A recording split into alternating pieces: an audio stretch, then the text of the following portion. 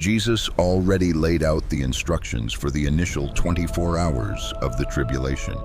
What specific warning did Jesus give us? When the tribulation kicks off, you won't have days to sit around and strategize your next move. You're going to be floored when you find out what Jesus commanded believers to do in that first day of the tribulation, because most Christians have never been taught this. Most pastors don't preach on it. Most prophecy teachers breeze right past it, but it's right there in the scriptures, plain as day. Discovery number 1, when it all starts. Okay, let's get something fundamental straight, because there's a lot of confusion about when the tribulation actually begins. Some folks think it starts when the Antichrist signs a peace treaty with Israel. That's based on Daniel 9:27, which talks about confirming a covenant with many for 1 week, 7 years. But here's the thing that most people miss. Signing the covenant doesn't immediately unleash the persecution and chaos we associate with the tribulation. That comes later. The moment when everything shifts, the moment the timer starts counting down to Christ's return, the moment when believers need to act immediately. That moment is very specific. It's called the Abomination of Desolation. Let me show you what Jesus said in Matthew 24. This is the Olivet Discourse, where Jesus is sitting with his disciples on the Mount of Olives overlooking Jerusalem, and they ask him, "What will be the sign of your coming and of the end of the age?" And Jesus gives them a detailed timeline: wars, famines, earthquakes, false messiahs, persecution. The gospel preached to all nations. But then he says something that should make every believer sit up and take notice. Matthew 24:15. When ye therefore shall see the abomination of desolation, spoken of by Daniel the prophet, stand in the holy place. Whoso readeth, let him understand. When ye therefore shall see the abomination of desolation. Not if you see it, when. This is a certainty it's going to happen.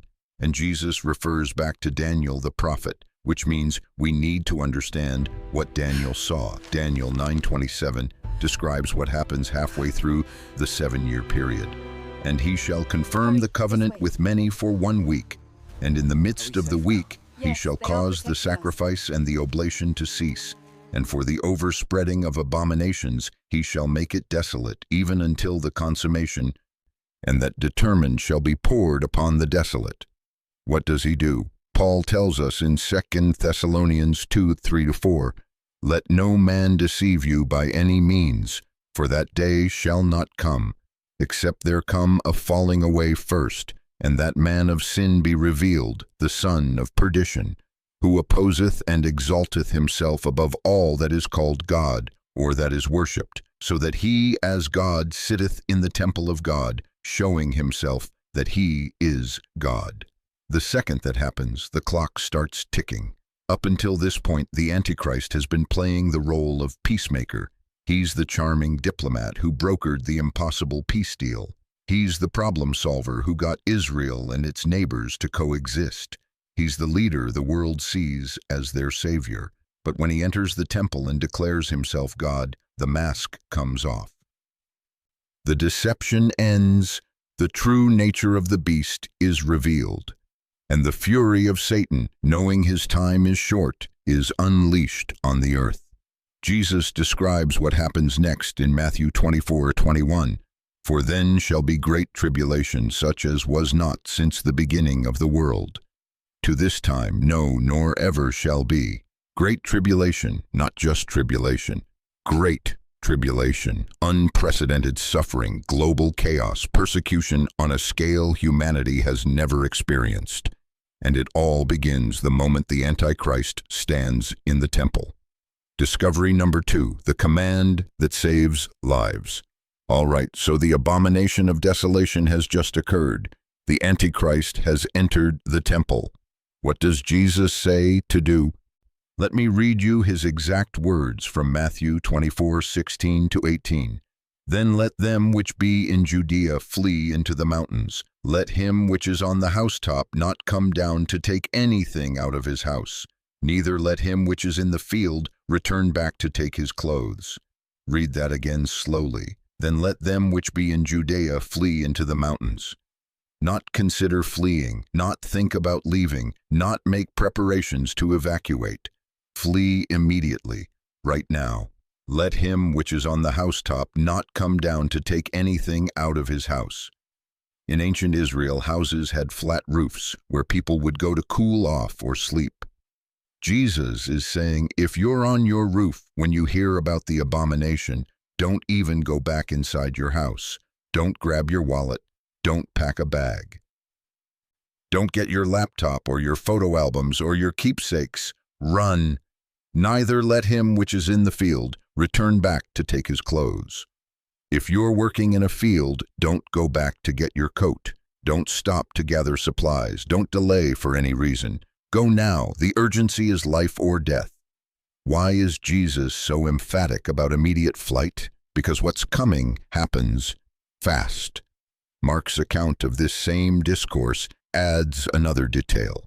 Mark 13:14-16 says, "But when ye shall see the abomination of desolation, spoken of by Daniel the prophet, standing where it ought not, let him that readeth understand.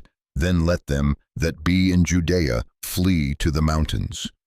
The abomination isn't just a spiritual concept.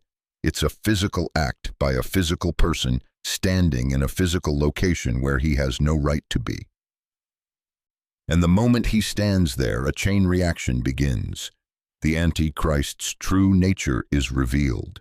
His deception is exposed, and those who realize what just happened, believers who know their Bibles, Jews who recognize the blasphemy, they become targets. Because once the Antichrist declares himself God, he can't allow anyone who refuses to worship him to live freely. They're a threat to his authority, a challenge to his divinity, a reminder that he's a fraud, so he will hunt them. The window to escape is narrow, and it closes fast. But where do you flee?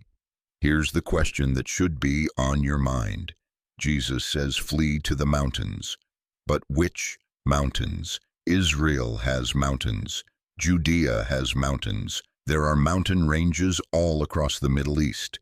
So where specifically does he mean? And more importantly, once you get there, then what? How do you survive for 3.5 years with no access to food, water, or supplies? Because that's how long you'll need to hide. 1,260 days, 42 months, 3.5 years. Can you survive that long in the wilderness with nothing? Discovery number 3, the wilderness refuge. Turn in your Bible to Revelation 12. This is one of the most symbolic and yet prophetically precise chapters in the entire Bible. John sees a vision of a woman clothed with the sun, with the moon under her feet, and a crown of 12 stars on her head. Most scholars agree this woman represents Israel. She gives birth to a male child who will rule all nations with a rod of iron. That's Jesus. And the dragon, Satan, tries to devour the child, but the child is caught up to God's throne. That's the ascension of Jesus after his resurrection. But then the vision shifts to a future event, something that happens during the tribulation. Revelation 12:6, "And the woman fled into the wilderness, where she hath a place prepared of God, that they should feed her there 1,260 days." The woman fled into the wilderness, just like Jesus said, flee to the wilderness, to the mountains. But notice the details. Detail 1, a place prepared of God. This isn't a random hiding spot. This isn't a cave that someone stumbles upon by accident. This is a place prepared of God. Prepared, past tense, already set up, already designated, before the tribulation even begins, before the Antichrist is revealed, before the abomination of desolation occurs. God has already chosen the location where his people will flee. He's prepared it. He's set it apart. He's made it ready. Detail 2, they should feed her there, not she will struggle to survive. Not she will forage and scavenge. They should feed her there, just like he did for Elijah when he sent ravens to bring him bread and meat twice a day. Just like Jesus fed 5,000 people with 5 loaves and 2 fish. God doesn't call you to a place and then abandon you. there to starve. He provides. Detail 3, the exact timeline, 1,260 days. That's exactly 3.5 years, 42 months, half of the 7-year tribulation. From the moment the abomination of desolation occurs until the moment Jesus returns to rescue his people, exactly 1,260 days will pass. And for those entire 1,260 days, God will protect and provide for those who fled to the wilderness. Now, let me be honest with you. To the world, fleeing into the wilderness will look like madness. It'll look like giving up, like running away, like abandoning everything you've built. Your home, your career, your possessions, your comfort, your security. All of it left behind because an ancient book told you to run to the mountains when a man stands in a temple. The world will call you a fanatic, a conspiracy theorist, a religious extremist. But God calls it obedience, and He calls the wilderness your refuge. Not exile, not punishment, not abandonment, protection. Because while the world celebrates the Antichrist and lines up to take his mark and bows down to worship his image, those in the wilderness will be the only free people on earth. The only ones not enslaved to the beast system, the only ones who refuse to sell their souls for survival. And God will meet them there, But here's the question that's probably on your mind. Where is this prepared place? What wilderness? Which mountains? Does prophecy give us any clues? Discovery number 4, the coordinates hidden in prophecy. All right, if God has prepared a specific place in the wilderness for believers to flee to during the tribulation, wouldn't it make sense that He'd give us clues about where it is? And the answer is, He did. Throughout Old Testament prophecy, there are multiple passages that describe a refuge, a hiding place, a location where God's people will be protected during a time of great trouble. And when you piece those passages together, a picture emerges, a specific geographic location, a place that fits every detail. Let me show you clue number 1, which is Petra. Now, if you've never seen pictures of Petra, let me describe it to you. Petra is an ancient city carved directly into rose-red sandstone cliffs. It was the capital of the Nabatean kingdom over 2,000 years ago. The only way to enter Petra is through a narrow gorge called the Sick. It's a natural passageway only about 10 feet wide in some places, winding between towering cliffs that rise over 250 feet high. You walk through this narrow canyon for over a mile, and then suddenly the passage opens up, and you're standing in front of the treasury, a massive temple facade carved into the rock face. But the treasury is just the entrance.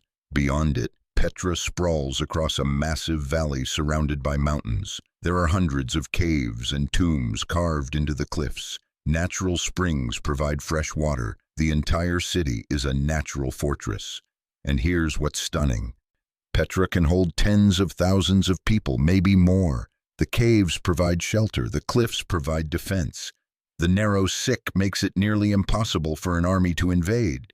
You'd have to go through that canyon single file, making you easy targets for anyone defending the entrance. It's the perfect refuge. But how do you get there? Here's the problem. Petra is about 150 miles from Jerusalem. That's a long journey on foot through desert terrain. And remember, Jesus said, flee immediately. Don't pack. Don't prepare. Just run. So how are thousands, maybe hundreds of thousands of Jewish refugees going to make it from Jerusalem to Petra in time with no supplies, no transportation, no preparation? The answer is going to sound impossible. But then again, so did crossing the Red Sea. Discovery number 5. The supernatural escape.